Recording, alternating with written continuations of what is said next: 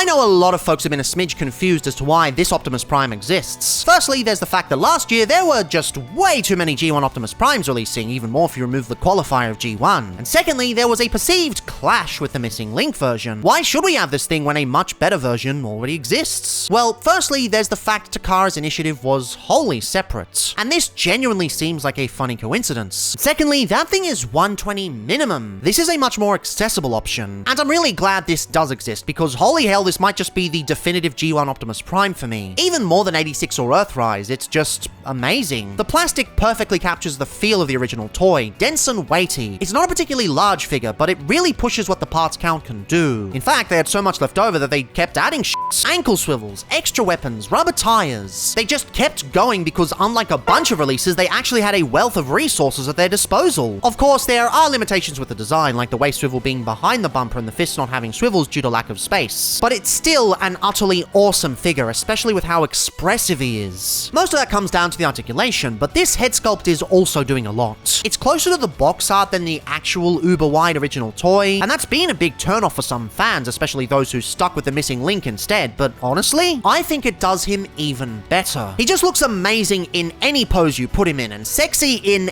any situation. Transformation, of course, is a classic, as you'd expect from the original iconic source material, and the truck mode is just perfect. The sculpting is crafted with so much care, it's insane. For once, the striping actually continues all the way, and the trailer hitch section remains clean as a whistle, despite being widened and incorporating far more joints. The rubber tires make driving him around an absolute dream, and I adore the boxiness of the thing. It's significantly smaller than the original, sure, and far smaller than most of the deluxes releasing at the time, but I think that actually works in his favor. It makes the copied over details work far better. He almost looks handcrafted, like a G1 toy would. While this Prime has gotten his fair share of ire, there are plenty of people who love him for different reasons. Some love that he's an accessible Optimus Prime for low-income collectors. Others love the fact he doesn't fake everything, that every piece is the real piece from the vehicle mode, because faux parts are evil or something. But me? I love him because more than so many figures, he captures the essence of G1 in a genuine way. It was a fun toy system with dense and simple transformations and play patterns. It was fun distilled, and I kinda wish more people got that. This Prime, above all else,